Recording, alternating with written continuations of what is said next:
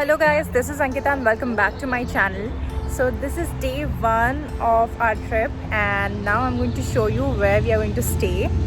So it's a beautiful holiday home. So let's begin.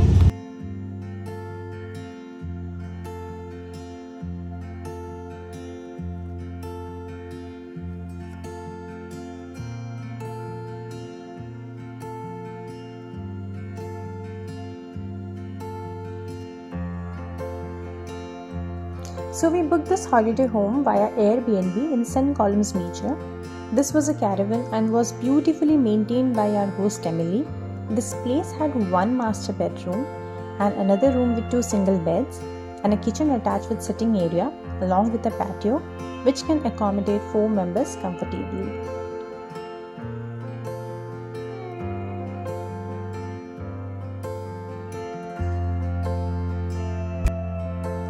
Here we start our journey to the first location, which was St. Ives, which is located in the north coast of Cornwall. Well, Cornwall is a coastal area, so you'll find beaches at every corner. So we tried and covered few of them, and trust me, all of them were worth visiting.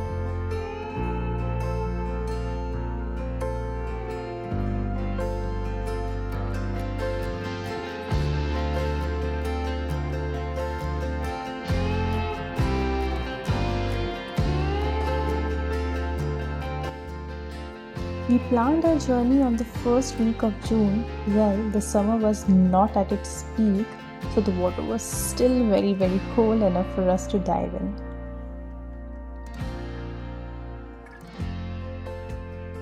So the next location for the day was Booby's Bay, and it was around half an hour drive from St. Ives. But I must tell you, even the drive was worth it as the location we drove past were picturesque and serene.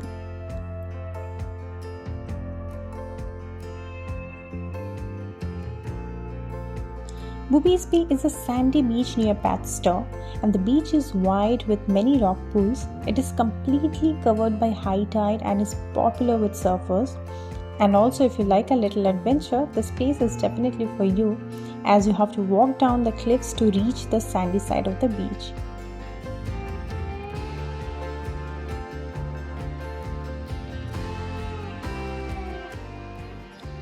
So the last location for our first day trip was Padstow Harbour, and this should be at the top of your itinerary as it is an English harbour and plenty going on, especially in the summer.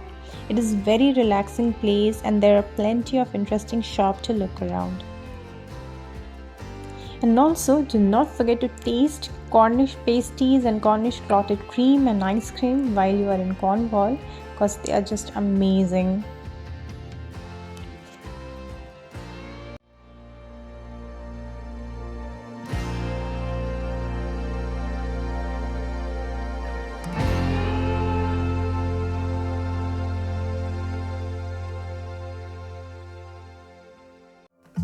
There's a lots of bars and restaurants around the harbour.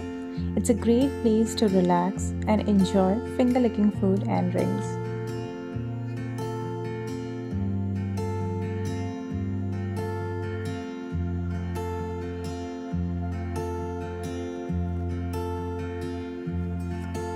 We ordered fish and chips and also Cornish pasties and chips, which is quite a popular order around the town.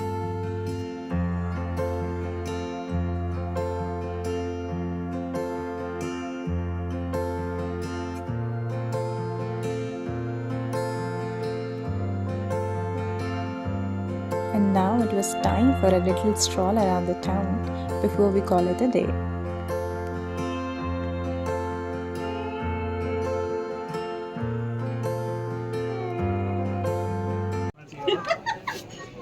कौन सा ice cream खा रहे हो बताओ?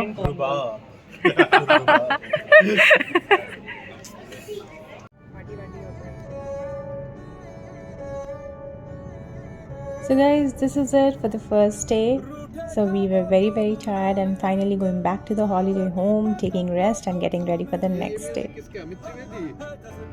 Good morning guys, this is day 2 of the trip. कल हम सब बहुत थक गए थे, आके सारे ही सो गए. So yeah, let's see आज का ट्रिप कैसा जाता है. So let's begin. We considered ourselves really lucky to have got a weather like this for our 2-day trip because it is often cloudier with light rain or drizzle at times in England.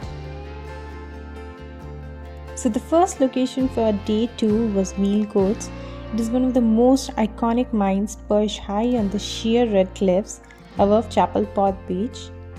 Scenery is breathtaking and it has been used as a stunning backdrop for many films, including adaptation of novels by best-selling Cornish author Rosamund Pilcher.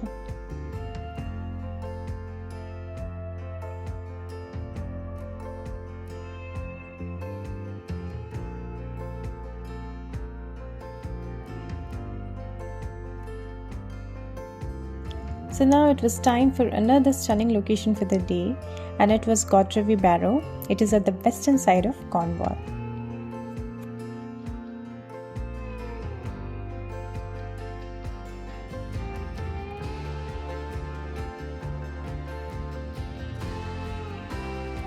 Before exploring this beautiful place, it was time for some ice cream to beat the heat.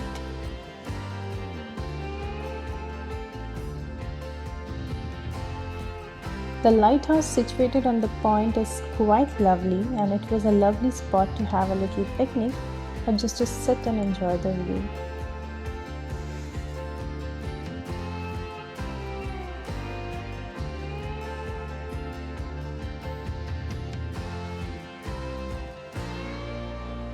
Now it was time for the next and most famous spot in Cornwall. Yes, you guessed it right, it is St. Ives.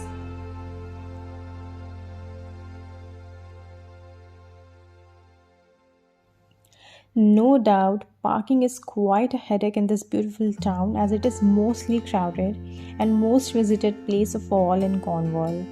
It was voted as the best family holiday destination by Coast magazine and one of the TripAdvisor's top 10 European beaches.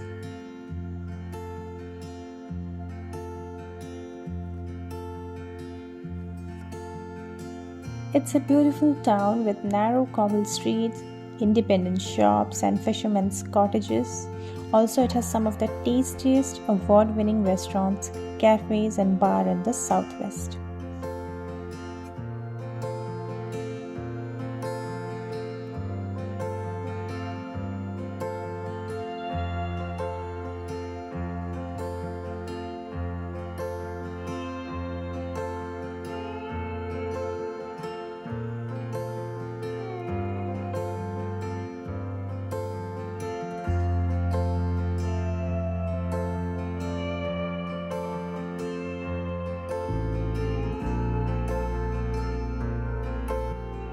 And now it was time for the last location of the day, and that is the Land's End.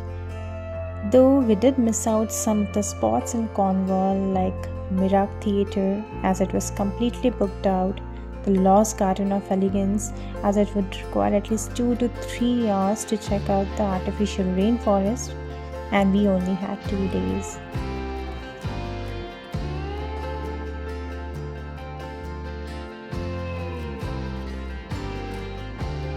The Land's End in Cornwall is one of the Britain's best loved landmark, famous for its unique location and beautiful scenery. Land's End is a headland that sits at the most westerly part of mainland Cornwall and England. So that's it guys, this was the end of 2-day trip to Cornwall and I hope you have liked it, and if you really did then do give us a thumbs up and also share it with your friends and subscribe to my channel. And you can also follow me on Instagram and my username is @AnkitaLinga, where I post amazing content on fashion and travel. Thank you guys.